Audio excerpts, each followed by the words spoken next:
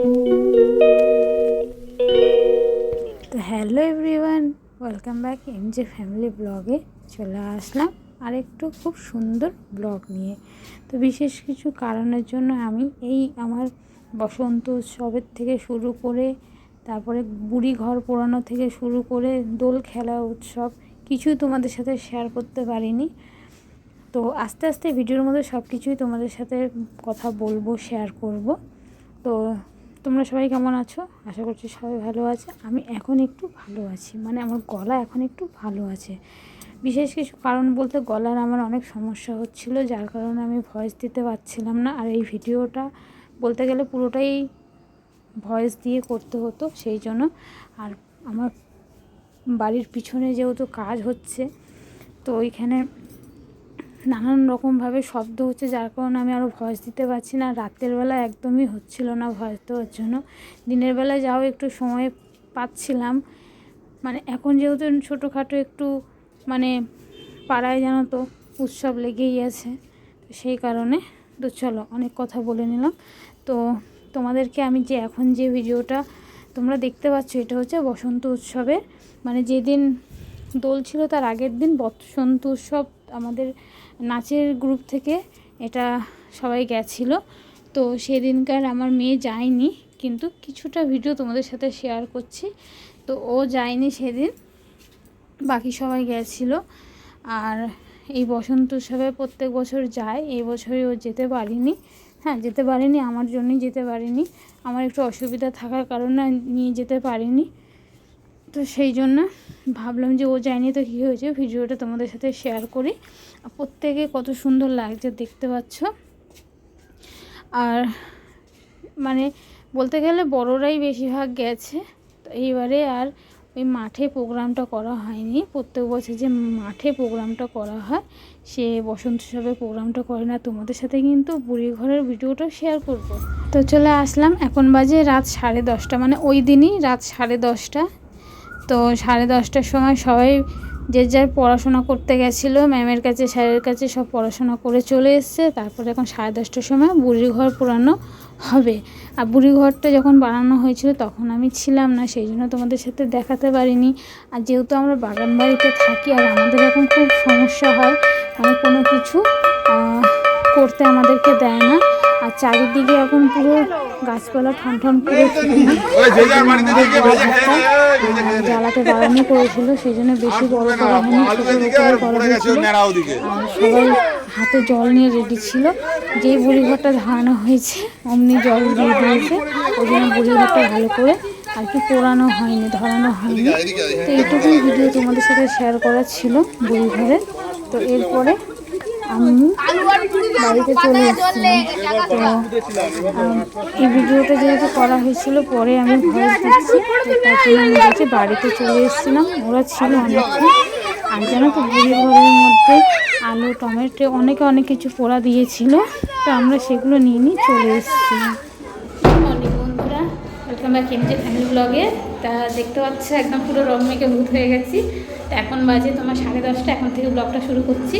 আসলে সকাল থেকে শুরু করার সময় পাইনি, যেহেতু আজকে বসন্ত উৎসবে মেয়ের প্রোগ্রাম আছে, তো ওকে রেডি করে নিয়ে আসতে আমার একটু টাইম লেগে গেছে। তো সকালে একটু কোনো রকম রান্না করে, আর সবথেকে বড়ো কথা আজকে যেহেতু গ্রহণ লাগছে, তো আজকে একটু নিরামিষ রান্নাবান্না ঘরে করে তারপরে এখন 10:30টার মধ্যে মেয়েকে রেডি করে নিয়ে, 10:30 না 10:15 রেডি করে নিয়ে চলে এসেছি। 10:30টাতে প্রোগ্রাম শুরু হবে।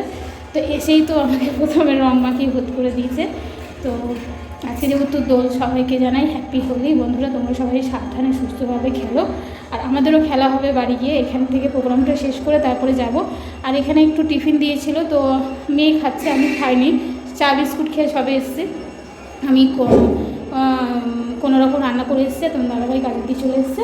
তো একটুখানি অপেক্ষা প্রোগ্রাম শুরু হওয়া।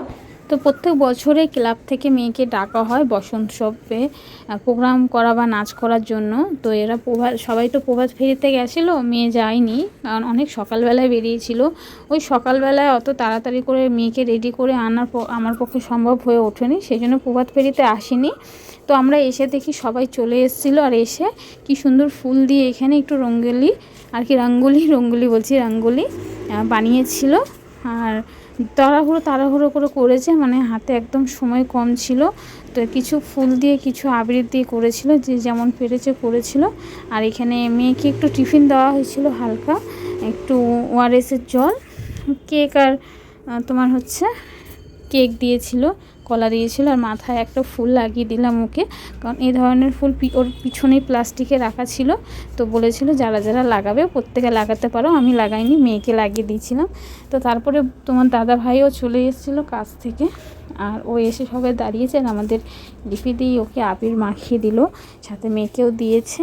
আর আমি বা কেন বাদ যাই, আমাকে দেখে বলছে কি ও তুমিও আছো, তার জন্য দেখো হাতে বেশি করে এক মুঠো করে আবির নিয়ে এসে আমার মাথায়, এখন মাথায় পুরো ভরে দিল। তো ভেবেছিলাম আর হয়ে গেল এক, তো আর কী করা যাবে। তো তারপরে দেখো এখানে কি সুন্দর ছোট ছোট থালার মধ্যে নানান রকমের কালারে আবির দিয়ে এখানটায় সাজিয়ে কি সুন্দর রাখা হয়েছিল। তো ফুল দিয়ে আবির দিয়ে যেটুকু যা রঙ্গোলি বানানো হয়েছিল, তো পুরোটা তো তোমাদের সাথে দেখাতে পারিনি, যেটুকু পেরেছি তোমাদের সাথে দেখানোর চেষ্টা করেছি। ওই যে বললাম দেখো, ভয়েস দেওয়াতেও আমার কোনো শান্তি নেই, আমরা এমন জায়গায় থাকি কোনো না কোনো শব্দ এসেই যায় ভিডিওর মধ্যে। তো তারপরে আমাদের প্রোগ্রামটা শুরু হয়ে গেছিলো, অ্যানাউন্স করছিল অনুষ্ঠান। আমরা প্রথমে শুরু করব খুদে সদস্যদের দিয়ে। সাংস্কৃতিক অনুষ্ঠানে প্রথমে নৃত্য পরিবেশন করার জন্য মঞ্চে ডেকে নেব অলিপ্রিয়া চক্রবর্তীকে। তো একটা ছোটোখাটো অনুষ্ঠান ছিল তো ক্লাবের তরফ থেকে, তো প্রত্যেকটা বাচ্চা খুব সুন্দর নাচ করেছিল, দারুণ নাচ করেছিল। তো প্রথম তো